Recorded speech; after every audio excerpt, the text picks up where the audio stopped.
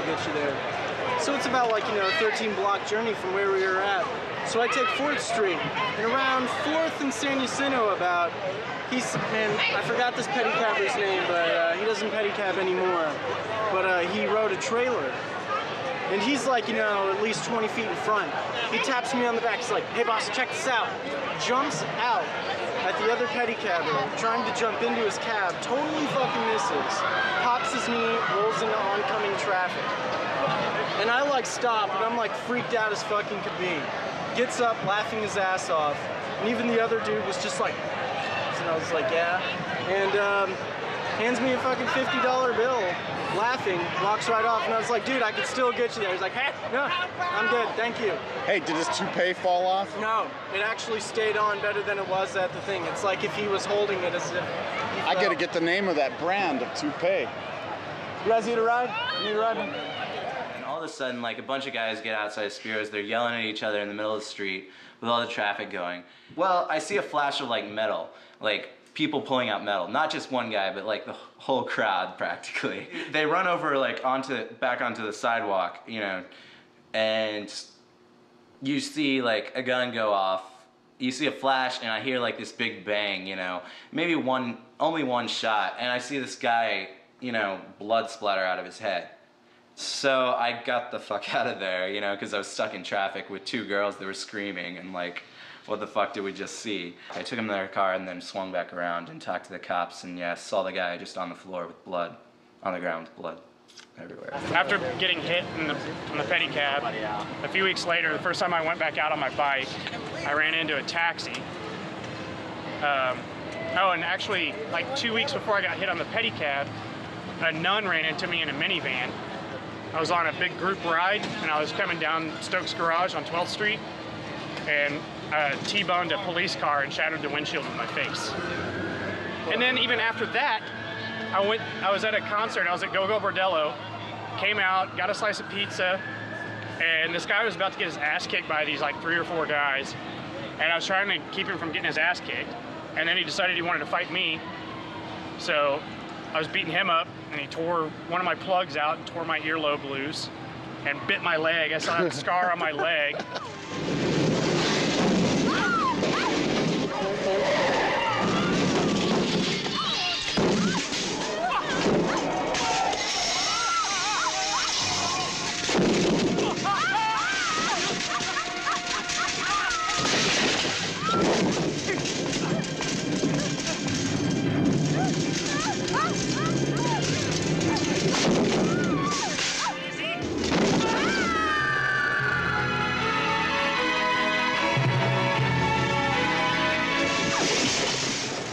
Probably my craziest pedicab story.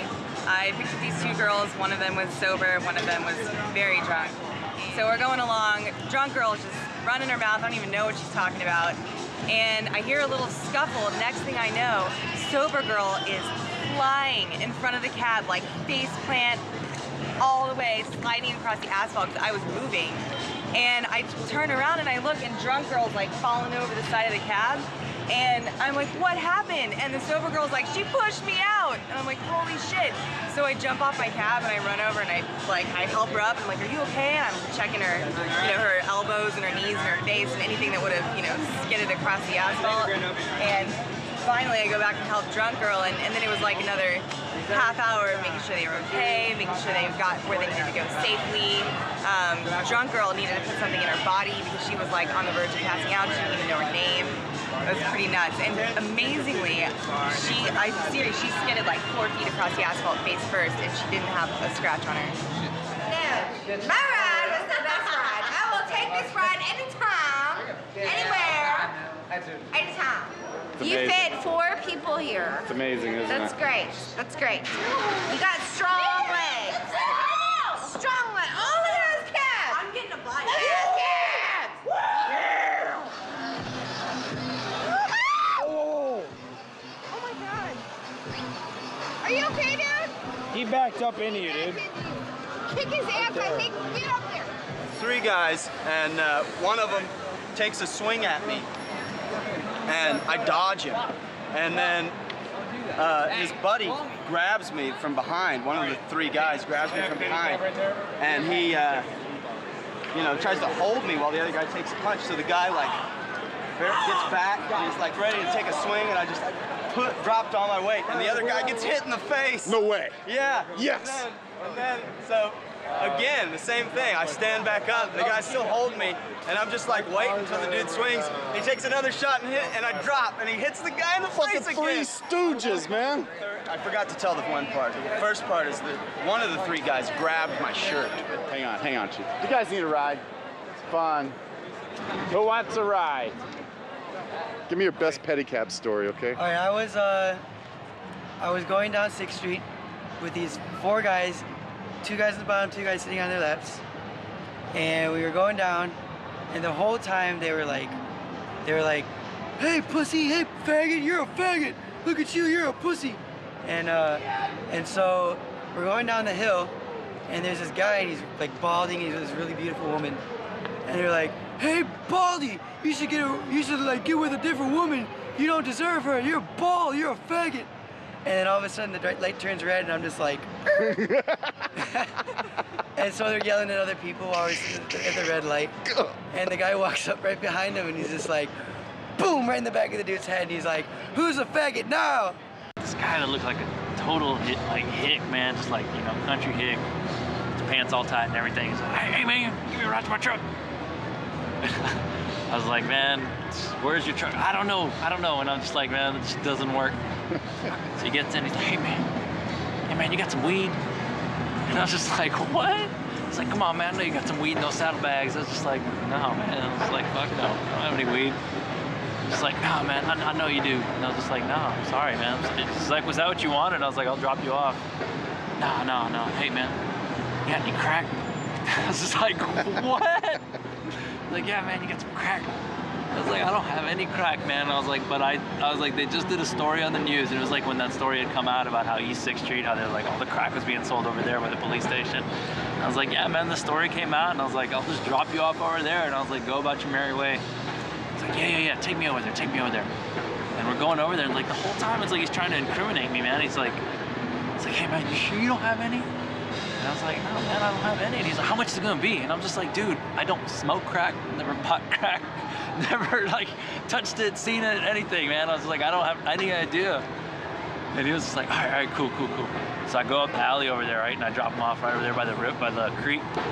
He's like, "Just wait here for me. And I was like, all right. So he goes, man, and I'm just like, dude, this guy's gonna get jumped. He's just like this little white dude. He goes up to like the first crackhead there, and he's just like, "Hey, man," you know, he does like this, something, and the guy's like, oh, like waves him down over there, and I'm just like, oh man, this is already starting to seem sketchy. Goes down there to the other guy. The other guy does something, like tells him something. I don't know what it is exactly. I'm starting to think like, what? This is getting really weird, man.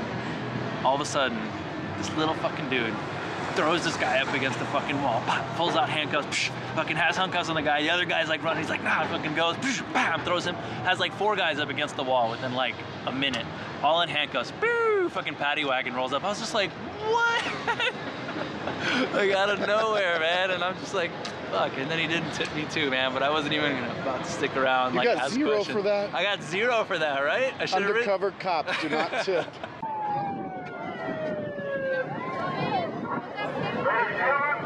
Please push a hole. We're going to turn on Second Calvary going west. Move out of the street.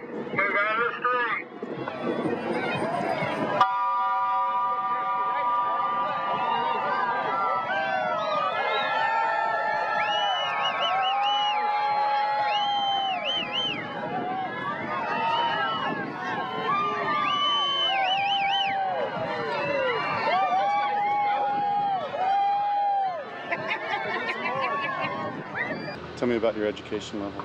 I graduated in 3 years from Stanford University with a degree in English, and I just graduated from UT Austin with a master's in Middle East Studies. What do you do when you're not pedicabbing? I'm in graduate school. I'm studying geography, city planning. And what is your master's thesis about?